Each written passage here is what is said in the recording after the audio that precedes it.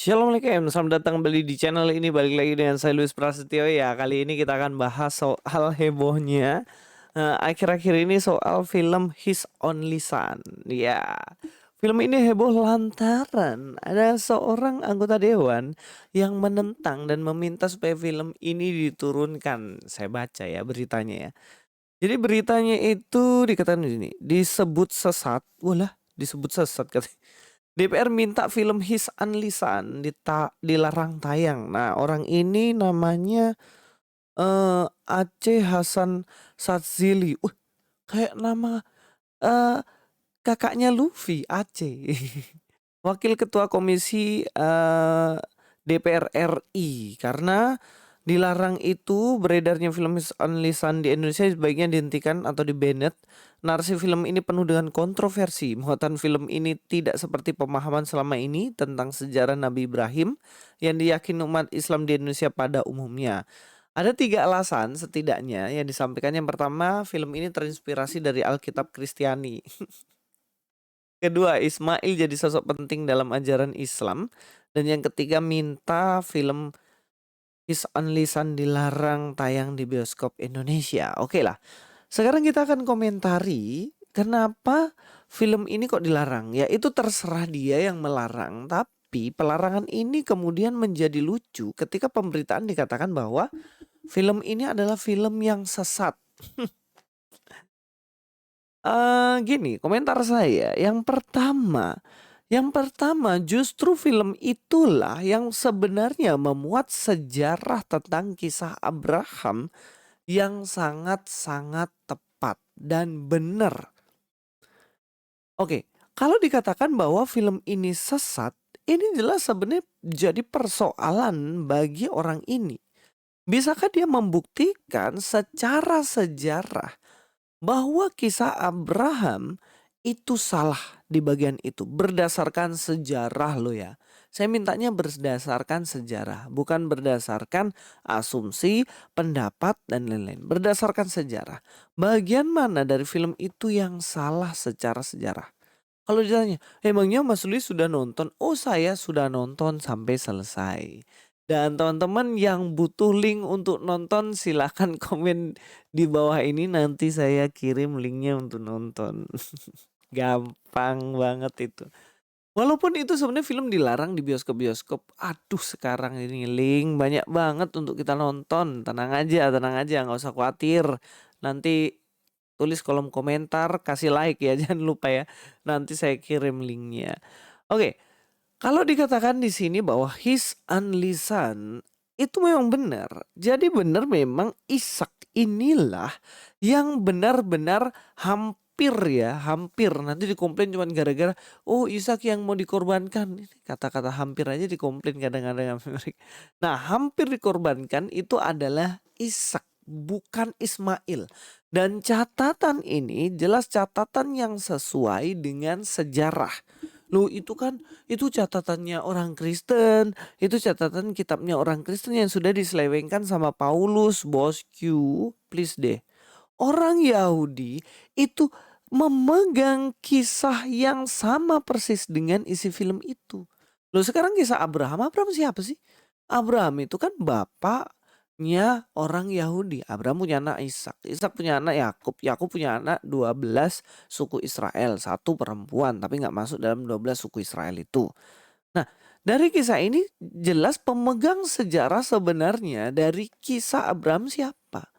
Pemegang sejarahnya ya jelas keturunan Yakub, cucunya Ishak, cicitnya dari Abraham.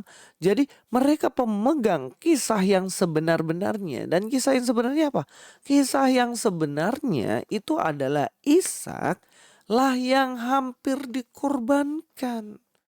Sama dalam kisah film itu yang mana memang Ismail sudah diusir dan dia pergi ke padang gurun Paran, bukan ke Arab ya. Padang gurun Paran di sekitaran Mesir situ. Jadi yang diusir adalah siapa? Yang diusir adalah Ismail dan juga Hagar. Tidak hanya itu, keturunan dari Ketura dan anak-anaknya juga diusir. Dan ini terbukti secara sejarah.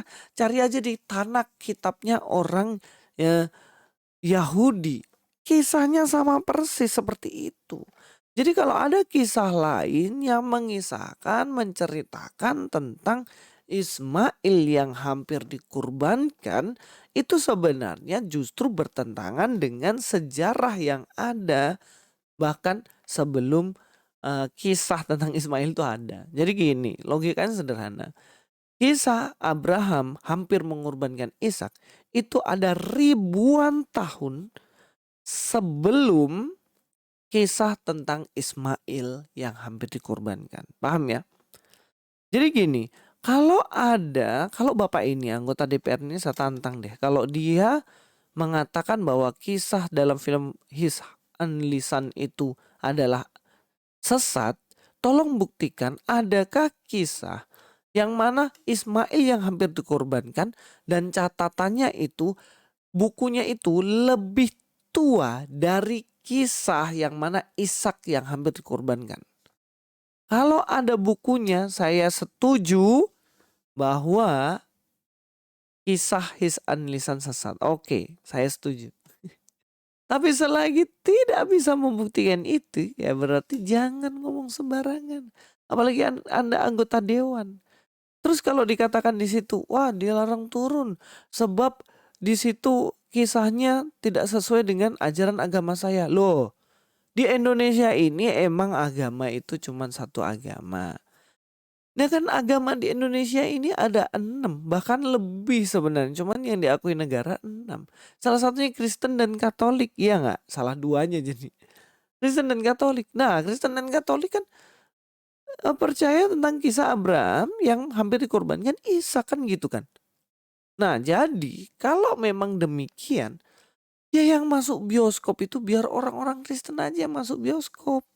Nggak usah ditutup, rezeki kan lumayan, itu pajak masuk kan lumayan bisa gaji Anda sebagai anggota dewan. Kalau pajak dari bioskop masuk kan. Jadi kalau saya bilang ya biar orang Kristen yang nonton. Ya ngapain Anda yang tidak meyakini itu dan Anda bukan beragama Kristen yang ngurusin itu. Bilang aja ke umatku yang terkasih, kalian tidak perlu nonton lisan karena tidak sesuai dengan ajaran agama kita. Gak perlu Anda katakan sesat. Gak perlu Anda katakan turunkan itu dari bioskop. Emang bioskop itu punyanya satu agama kan, nggak juga gitu loh bosku. Nah sebenarnya kalau kita lihat di sini jelaslah bahwa film His Unlisan sebenarnya bagus, sangat-sangat bagus. Saya lihat bagaimana alurnya itu keren banget. Bagaimana hanya perjalanan dari rumahnya Abraham yang perjalanan 3 hari jalan kaki sampai di salah satu bukit untuk pengorbanan, Bukit Muria. Nah, dari perjalanan itu flashback kemudian dari yang pertama janji Tuhan. Bagaimana Sarah udah mulai ragu dengan janji Tuhan karena lama banget gak dikasih anak. Sampai akhirnya Sarah meminta supaya Abraham dia mengawini Hagar sampai lahirlah Ismail. Nah, kehendak Tuhan tetap fokus satu. Perjanjiannya hanya diberikan kepada keturunan Sarai. Nah, Ismail ada, itu bukan kehendak Tuhan, itu kehendak Sarah dan kehendak dari Abraham yang kemudian punya anak itu. Makanya Tuhan tolak itu ayat Alkitabnya ini. Nah, dalam Kejadian 17 ayat 18 ya, di situ ayat 17, lalu tertunduklah Abraham dan tertawa serta berkata dalam hatinya, mungkinkah bagi seorang berumur 100 tahun melahirkan seorang anak, dan mungkinkah Sarah yang telah berumur 90 tahun itu melahirkan seorang anak. Nah, jadi di sini bagaimana sudah mulai ragu ya antara Abraham dan Sarah. Dan kemudian Abraham mengatakan seperti ini.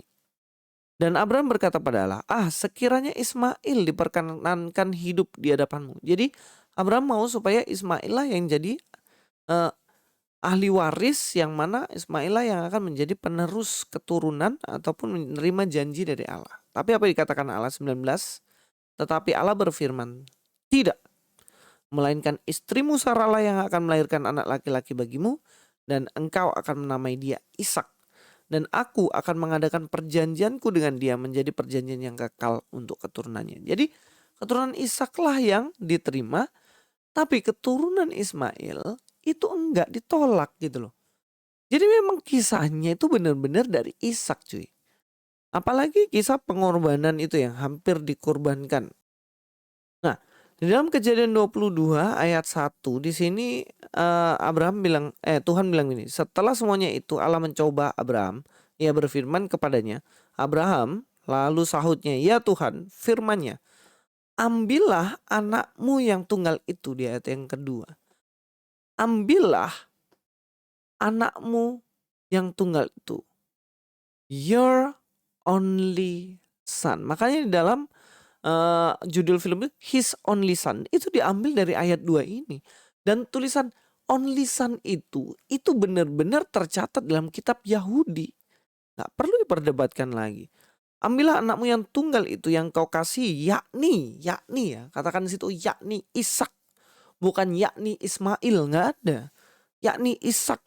Pergilah ke tanah Moria dan persembahkan dia di sana sebagai korban bakaran pada salah satu gunung yang akan kukatakan padamu. Jadi jelaslah bahwa only son, satu-satunya anak tunggal itu ya Ishak. Loh, kenapa Ismail dan keturunan Ketura itu kok nggak diakui sebagai anaknya? Karena gini loh, istri yang sah di hadapan Tuhan dari Abraham itu ya Sarai yang punya anak Ishak ini. Yang lain itu kan bukan kehendak Tuhan, itu hasil dari dosa manusia. Bahkan dalam film itu dikatakan, apakah jangan-jangan Tuhan meminta saya mengorbankan ini karena dosa saya yang tidak menunggu janji Tuhan yang akhirnya menikahi orang-orang yang seharusnya tidak saya nikahi. Bahkan dalam statement film itu dikatakan seperti itu. Ya bisa jadi gitu. Karena memang Hagar dan juga Ketura itu adalah anak perbudakan anak-anak mereka. Karena mereka adalah budak hamba. Yang sah ini ya Sarai ini. Makanya dikatakan his only son. Jadi memang film ini sesuai dengan fakta sejarah, bukan fakta dongeng gitu. Jadi kalau disuruh pilih yang mana yang benar ya saya lebih pilih yang sesuai dengan sejarah dong. Ya mungkin itu komentar saya tentang film ini. Gimana komentar kalian? Tulis di kolom komentar. God be with you all.